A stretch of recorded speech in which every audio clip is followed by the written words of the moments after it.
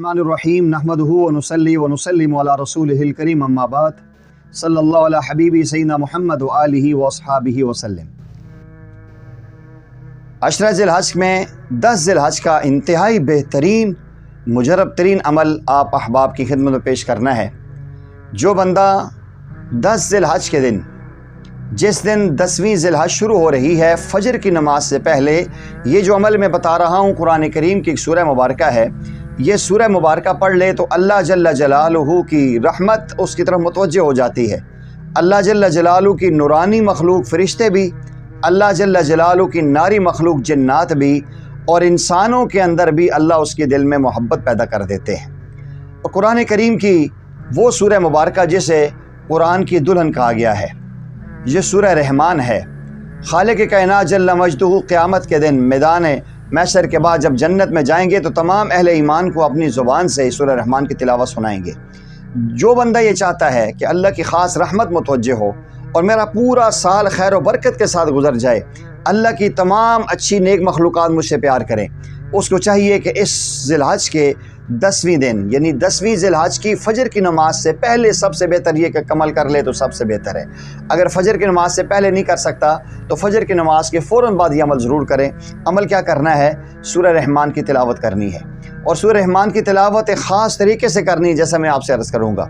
इस सूरह रहमान को सूरह जान भी कहा जाता है। जन्नात इससे बड़ी मोहब्बत करते हैं, और आज दुनिया की साइंस ने भी ये तहक़ीक़ कर ली है कि जो लोग कोमे में चले जाते हैं, जो इंसान जो है कि होश आवाज़ खो बैठते हैं, कुरान करीम की सूरह रहमान की तिलावत उन्हें सुनाई जाती है तो अल्लाह ताला उनको सेहत अता फरमा देते हैं। अमल ये करना है, आपने अव्वल आखिर दुरूद पढ़ के सूरह रहमान की तिलावत शुरू करनी है। जब सूरह रहमान की तिलावत शुरू करेंगे, कुरान करीम की सूरह रहमान में कई जगह फ़बिअय्यि आलाइ रब्बिकुमा तुकज़्ज़िबान ये आता है कि तुम अपने रब की कौन कौन सी नेमतों को जुटलाओगे। तो जब भी इस आयत मुबारक पे पहुँचें तो आपने अपनी ज़ुबान में, आपकी पश्तो है, उर्दू है, हिंदको है, सिंधी है, बलोची, जो भी ज़ुबान है, उस ज़ुबान में आपने ये कहना है कि अल्लाह हम आपकी किसी नेमत को नहीं जुटलाते। और उसके बाद 3 मरतबा आपने करना है फ़लकल हम्द फ़लकल हम्द फ़लकल हम्द। फिर आगे पढ़ना शुरू करना है। फिर जहाँ फ़बिअय्यि आलाइ रब्बिकुमा तुकज़्ज़िबान आएगा, वहाँ रुक के आपने कहना है अल्लाह हम आपकी किसी नेमत को नहीं जुटलाते। फ़लकल हम्द फ़लकल हम्द फ़लकल हम्द 3 दफ़ा ये बोलते रहें। ऐसे ही जब सूरह रहमान मुकम्मल हो जाए, उसके बाद 3 दफ़ा दुरूद इब्राहिमी पढ़ के दुआ कर लें। जो आपकी चाहत होगी, जो आपकी तमन्ना होगी, अल्लाह ताला यकीनन उसको पूरा करेंगे। अल्लाह के फ़रिश्ते भी आपसे प्यार करेंगे। कुरान करीम की सूरह मुबारक की तिलावत से अल्लाह आपके कुलूब व अज़हान को मुअत्तर कर देंगे। और अगर आपने इसका मामूल बना लिया, 10 ज़िलहज को पढ़ने के बाद अगर इसी अंदाज़ में आप इसको 40 दिन तक इसी एहतमाम के साथ अगर पढ़ते रहें, तो अल्लाह जल्ल जलालहू आपको उम्मत में, इंसानियत में तस्ख़ीर दे देंगे। लोगों के दिल मुसख्खर हो जाएंगे।